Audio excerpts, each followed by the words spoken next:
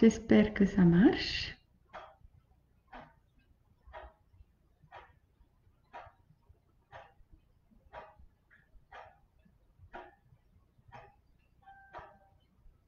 Voilà.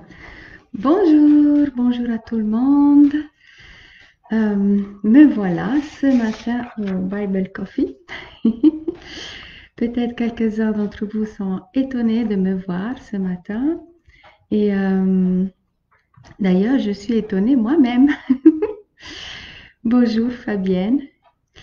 Et parce que, comme vous savez peut-être, certaines, j'aime pas du tout le café. D'ailleurs, j'ai seulement amené de l'eau ce matin. Et pour ceux qui me connaissent comme ma famille, savent que je ne suis pas du tout une lève-tôt. Mais me voilà quand même ce matin avec vous à 6h30. Et j'aimerais, plus qu'une méditation, partager un petit témoignage avec vous. Quelque chose que j'ai vécu ces semaines passées. Et puis j'espère que ça va aussi vous encourager.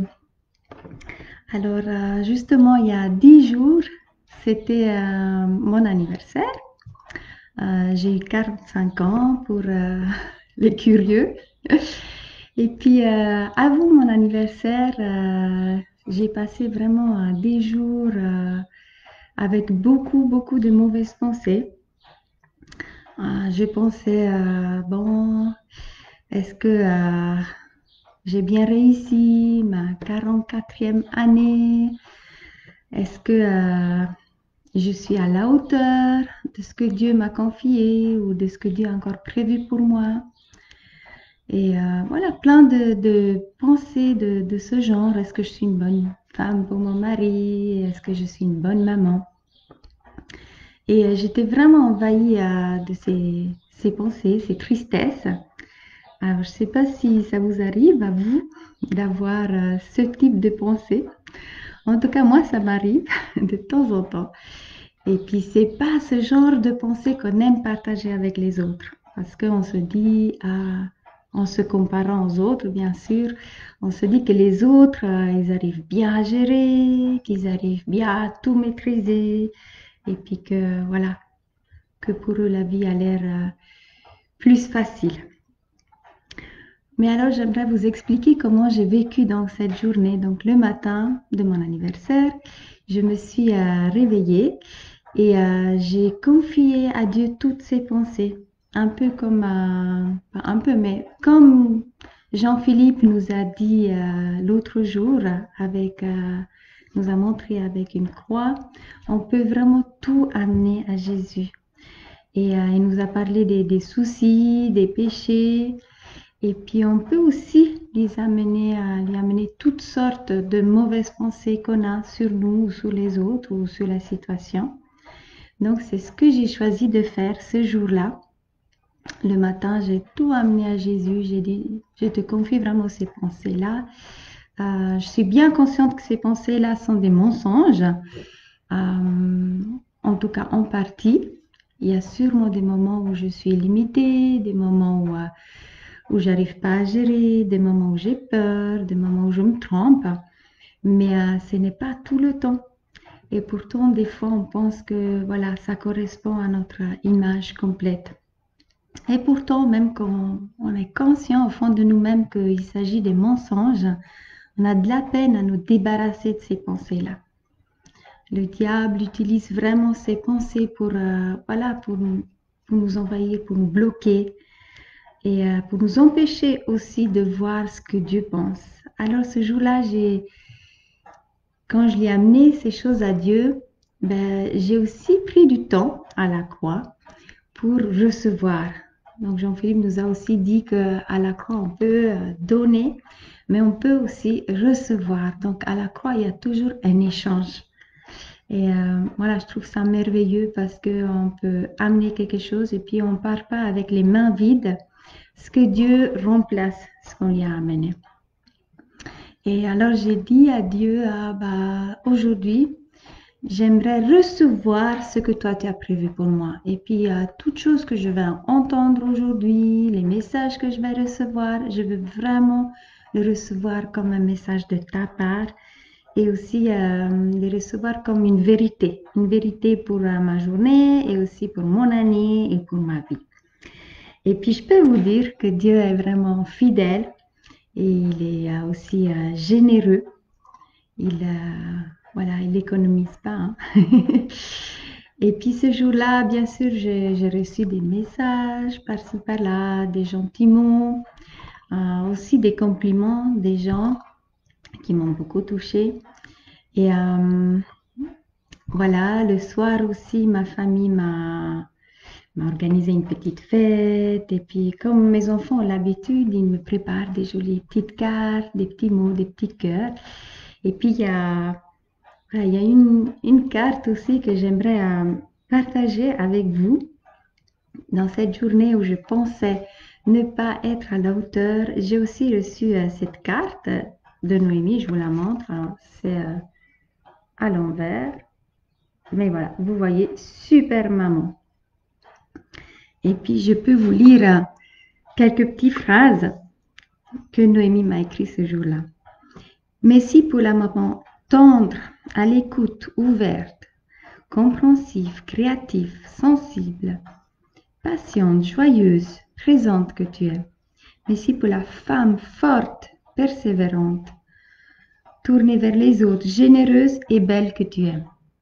Et waouh, quand je lisais ces choses, je disais, waouh, c'est incroyable. Surtout envers mes enfants, où des fois il y a aussi des tensions ou des critiques. Voilà, on ne s'imagine pas que les enfants, ils nous voient comme ça. Et j'ai vraiment pu prendre ces choses aussi en me disant, mais si ma fille me voit comme ça, ben, Dieu, d'autant plus. Il a encore beaucoup plus des pensées positives et des vérités pour moi. Et ce même jour, ben, ma sœur m'a envoyé un psaume, le psaume 16, que j'aimerais lire maintenant avec vous. Alors, je ne sais pas si vous avez votre Bible dans ce Bible Coffee. Donc, si vous l'avez, je vous conseille de prendre la Bible et de lire avec moi le psaume 16. Garde-moi, ô Dieu, car je cherche refuge en toi. Tu es mon Seigneur. Tu es mon bien suprême. L'Éternel, c'est toi qui es ma part et la coupe où je bois. C'est toi qui m'assures mon lot. Un héritage délicieux m'est attribué. Une belle possession m'a accordée. Je bénis l'Éternel, car il me conseille. Même la nuit, mon cœur m'instruit. J'ai constamment l'Éternel devant moi. Quand il est à ma droite, je ne suis pas ébranlé. C'est pourquoi mon cœur est dans la joie et mon esprit dans l'allégresse. Même mon corps repose en sécurité, car tu n'abandonneras pas mon âme. Tu me fais connaître le sentier de la vie. Il y a d'abondantes joies dans ta présence. Un bonheur éternel à ta droite. Et quand je lisais ce psaume, ouais, ça m'a aussi vraiment, encore une fois, rappelé que quand on cherche refuge en Dieu, quand on dit, voilà, c'est en toi, Dieu, que je trouve mon bien, c'est en toi que je trouve la vérité, c'est en toi que je trouve ma valeur, mon identité. Ce que j'ai choisi de faire ce matin-là, ben alors il y a beaucoup de choses que je peux recevoir. Et puis on peut lire justement dans ce texte que Dieu, il me donne une part, il me donne un héritage délicieux, une belle possession, il m'instruit, il est constamment devant moi, à côté de moi. Il amène la joie à mon esprit, à mon corps, à mon âme. Donc ça, c'est juste quelques exemples. Je sais que la Bible, elle est pleine des images qui nous montrent justement de comment Dieu il veut vraiment nous ressourcer. Comme Luc aussi nous a partagé avec la vigne lundi. Donc si on est attaché à ce cep, si on reste en lui, si on demeure en lui, c'est là qui peut vraiment nous bénir et qui peut amener des fruits. Et puis, ouais, j'aimerais vraiment nous encourager tous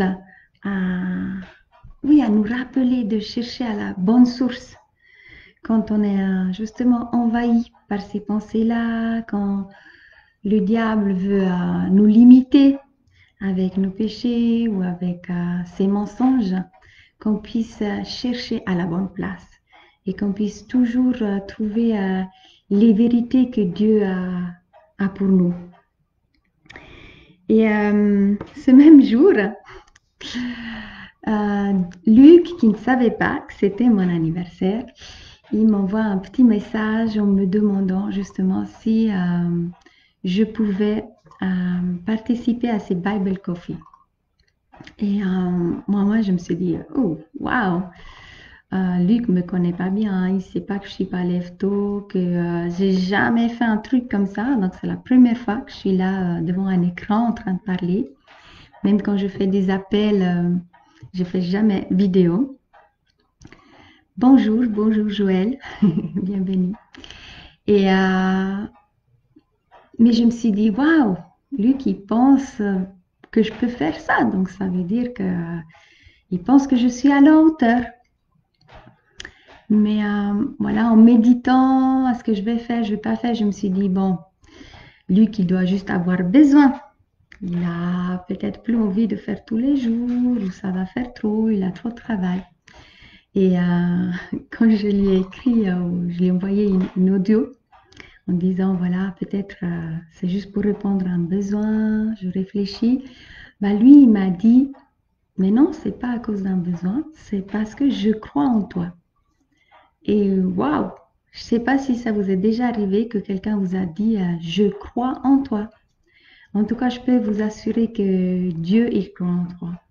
Il croit vraiment en toi comme tu es, pas pour ce que tu arrives à faire, ou ce que tu as fait ou pas fait.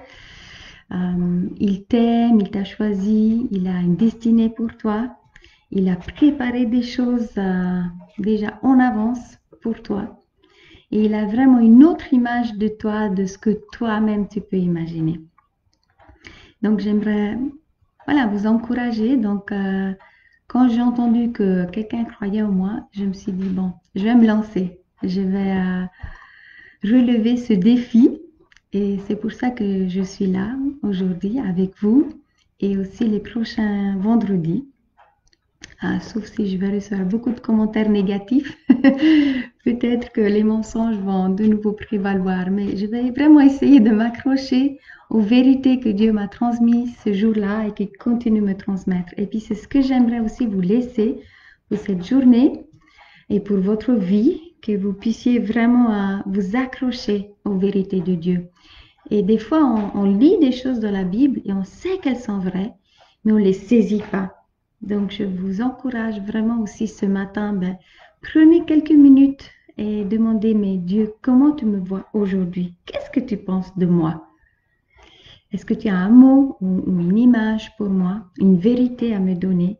Et puis cette vérité, écrivez-la quelque part, affichez-la dans votre chambre, sur votre Bible, et puis proclamez, affermissez ces paroles tous les jours. Proclamez-les, saisissez-les, prenez-les vraiment. Nourrissez-vous de ces pensées-là qui viennent de Dieu. Et je crois vraiment, j'ai expérimenté que si on fait ça, ben ça change nos pensées. Comme nous pouvons lire aussi en Romains 12 que Dieu, il veut renouveler notre intelligence. Et comment il vient renouveler notre intelligence? C'est justement quand on se nourrit de son intelligence, de sa parole et de ses vérités. Et puis quand on est renouvelé, les choses sont différentes. Donc on est moins bloqué et on est plus libre. On est vraiment plus libre, plus dans la paix, plus conscient de son amour, plus consciente aussi de notre place dans le royaume de Dieu. Et puis voilà, c'est ce que j'aimerais vous laisser à la fin de ce petit témoignage. Voilà, je vous remercie beaucoup pour votre écoute maintenant ou plus tard. Et j'aimerais encore terminer avec la prière. Oui, notre Père, nous te disons merci. Merci parce que toi, tu mets en nous ta vérité, ta lumière, ton amour. Et je te prie vraiment que en cette journée, dans ce week-end, tu puisses venir nous envahir de ta présence, de tes pensées à toi, qui sont des bonnes pensées, des bons projets, des pensées d'amour et d'espérance sur chacun de nous. Et je veux m'émerveiller avec mes frères et sœurs de voir qu'est-ce que tu vas venir changer dans nos pensées et comment ça va transformer notre vie, notre regard, nos paroles, nos pensées, nos actions. Merci parce que tu es fidèle et que tu as une vérité pour chacun et chacune de nous. Amen. Voilà, merci et bonne journée à vous tous et alors à bientôt, soit à l'escale dimanche, soit vendredi prochain. Au revoir.